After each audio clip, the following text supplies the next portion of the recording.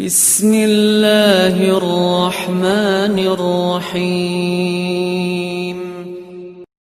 Nah, ini akan kita jawab nanti bagaimana pandangan dakwah yang oleh sebagian orang sebagai Wahabi, atau dan pada hakikatnya bukan dakwah Wahabi, dan karena ulama Wahabi yang mereka katakan ulama Wahabi tidak pernah mengatakan dakwah mereka tidak Wahabi. Karena muncul isu Wahabi ini pertama adalah dari yaitu kerasa Inggris ketika kaum muslimin di India berusaha untuk membebaskan dari penjajahan Inggris, atau itu penamaan terhadap dakwah yang berjuang ya waktu itu melawan penjajahan di India.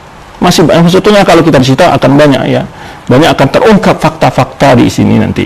Dan di Indonesia sudah lama. Maka kalau kita lihat Hamka itu Wahabi, dan bagaimana pandangan Hamka pada Wahabi? Hamka tidak menyisakan Wahabi karena dia membaca, tahu ya gimana pemikiran ulama-ulama yang dicap Wahabi itu dibaca oleh dia, sehingga dia tidak.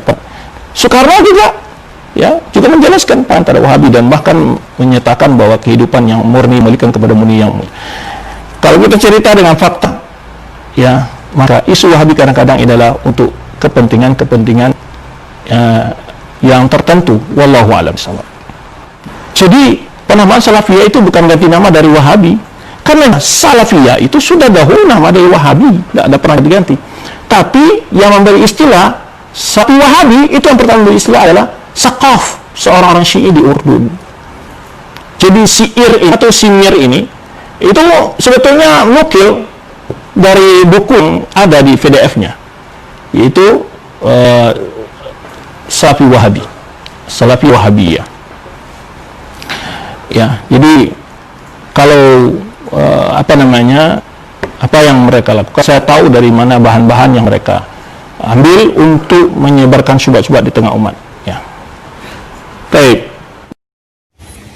Orang-orang Wahabi sekarang merasa malu dengan nama Wahabi.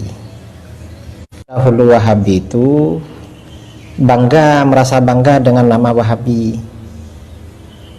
Dan di dalam kitab-kitab ulama Wahabi periode awal, seperti di dalam kitab Ad-Durarus Saniyah yang tebalnya kira-kira 12 jilid, itu tidak ada sebutan nama Al-Harakatus Salafiyah, gerakan Salafi, atau Ad-Da'watus Salafiyah, dakwah kaum Salafi, gak ada.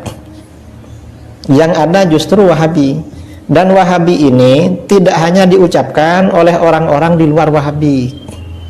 Memang ada orang-orang di luar Wahabi, seperti saudaranya pendiri Wahabi, Syekh Sulaiman bin Abdul Wahab. Jadi Syekh Muhammad bin Abdul Wahab ini punya saudara yang sangat alim dan ahlus sunnah, Syekh Sulaiman bin Abdul Wahab. Syekh Sulaiman ini menulis kitab berjudul As-Sawa'iqul Ilahiyah fir Raddi 'alal Wahabiyah.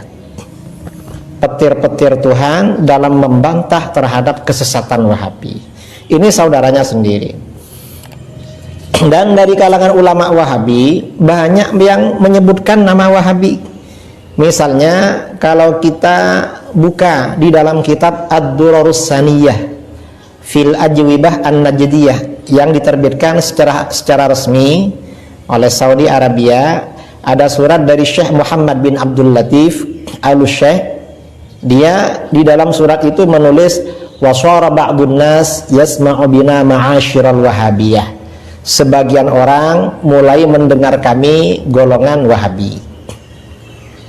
Artinya golongan Wahabi itu hal yang biasa, dan ada beberapa jilid ya, beberapa halaman di dalam kitab Ad-Durarus Saniyah yang memang menyebut nama Wahabi tanpa rasa malu. Bahkan ulama Wahabi periode awal berdirinya kerajaan Saudi, Syekh Sulaiman bin Sahman, menulis kitab khusus berjudul Al-Hadiyatus Saniyah wa Tuhfatul Wahabiyah An-Najdiyah. Hadiah yang luhur dan anugerah Wahabi, dan anugerah Wahabi dari Najd. Nah, ini artinya apa? Menurut Syekh Sulaiman bin Sahman, Wahabi ini merupakan hadiah yang luhur dan anugerah yang luar biasa. Itu lama dulu. Bahkan Syekh bin Bas ini kita buka ya, Syekh bin Bas ini punya kitab Majmu' Fatawa wa Maqalat Mutanawwi'ah, karangan Syekh bin Bas, pada juz 9 halaman 230 ada tulisan Al-Wahabiyah mansubatun ila Syekh Al-Imam Muhammad bin Abdul Wahhab. Wahabi ini dinisbatkan kepada Syekh Imam Muhammad bin Abdul Wahhab, dan beliau tidak merasa malu, tidak merasa minder dengan nama Wahabi. Bahkan di dalam fatwa beliau yang diposting, dirilis di webnya, di Binbas ORG, itu ada pernyataan dari Syekh bin Bas ya, bahwa ketika beliau ditanya tentang Wahabi, maka beliau menjawab tentang Wahabi ini, kata beliau, hadza laqabun masyhur. Wahabi ini adalah julukan yang terkenal. Jadi Wahabi ini julukan yang terkenal. Kemudian wa huwa laqabun syarifun azim. Wahabi ini julukan yang mulia dan agung. Jadi Syekh bin Bas ini menganggap Wahabi ini julukan yang mulia dan agung. Nah, kalau orang Wahabi sekarang bilang bahwa yang pertama kali mengatakan Wahabi ini orang luar, berarti orang luar ini memberikan hadiah yang mulia dan agung. Karenanya jangan malu. Jangan malu dengan pakai nama Wahabi, dan jangan buat-buat yang bikin ini orang Inggris, orang India, atau orang mana. Jangan, karena di kitab Anda sendiri ada. Dan itu julukan agung, kata Syekh bin Bas.